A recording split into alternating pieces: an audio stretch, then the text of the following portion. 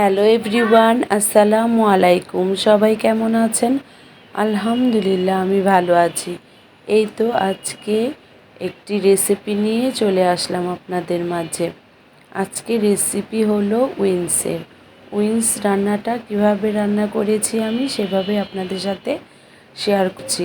ও আরেকটা কথা, আমার ভয়েসটা অনেক দিন যাবৎ ভেঙে ভেঙে আসছে। আমার খুব ঠান্ডা লেগেছে, এখনও আমার ভয়েসটা ঠিক হচ্ছে না। কি করার, ভয়েস তো দিতেই হবে, এর জন্য আমি বড় ভিডিও দিতে পারছি না। এখানে আমি উইন্সগুলো আগে থেকেই ম্যারিনেশন করে ভেজে নিয়েছি, যেভাবে ফ্রাই করে চিকেন ফ্রাই সেভাবে ঠিক ফ্রাই করে এখন উইন্স রান্না করে নেব। ফ্রাই করা হয়েছে আর এখানে আমি 3 রকমের সস ইউজ করব। এখন দিয়ে দিয়েছি সাদা তেল।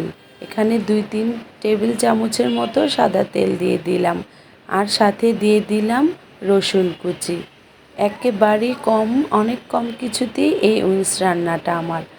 তারপর এখন হালকা ব্রাউন কালার হয়ে আসলে এর মধ্যে দিয়ে দেব সসগুলো। এখন দিয়ে দিচ্ছি সয়া সস দিয়ে দিলাম, আর এখন আবার দিয়ে দিব টমেটো সস।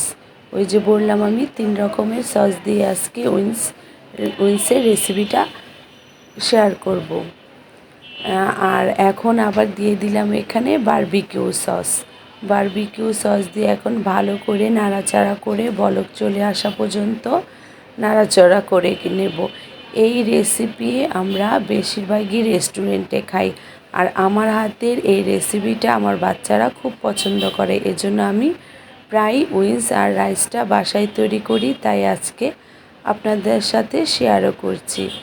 এখন ফ্রাই করা উইন্সগুলো আমি দিয়ে দিলাম সসের মধ্যে। এখন ভালো করে সসের মধ্যে আমি উইন্সগুলো মিশিয়ে নেব। যত সুন্দর করে মিশাবো তত খেতে দেখতেও যেমন লোভনীয় হবে, খেতে অনেক সুস্বাদু হবে। এই তো আমার মেশানো কমপ্লিট হয়ে গেছে। এখন নামিয়ে নিয়ে এখন দিয়ে দিলাম এর মধ্যে কিছু সাদা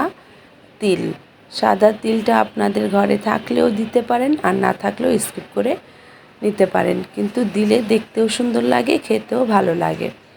আর সাথে করেছি রাইস। এখানে আমি ঝরঝরে সুন্দর সয়াবিন দিয়ে আজকে সয়াবিনের রাইস রান্না করেছি। এই রাইস রান্নাটা যদি আপনাদের রেসিপিটা কেউ পছন্দ করেন তাহলে অবশ্যই আমি এই রাইসের রেসিপিটাও আপনাদের সাথে শেয়ার করব। আজকে আমি রাইসের ভিডিওটা করতে পারিনি। এই তো এখন এখানে উইন্স রান্না হয়ে গেছে, চিকেন উইন্স সাথে রাইস রান্না। এখন বানিয়ে নিলাম প্লেটার। উইন্স দিয়ে রাইস দিয়ে কিছু সালাদ তৈরি করে এখন একটা প্লেটার তৈরি করে নিলাম, আর প্লেটারটা দিয়ে দিলাম আমার হাজবেন্ডকে। আমি বরাবর সব সময় কিছু রান্না করে আগেই আমার হাজবেন্ডকে খাওয়াই। এই তো আমার হাজবেন্ড খেয়ে রিভিউ দিচ্ছে কেমন হয়েছে। মাশাআল্লাহ, অনেক ভালো হয়েছিল সে বলল। এখানে আমার ভিডিওটা শেষ করছি। সবাই ভালো থাকুন, সুস্থ থাকুন।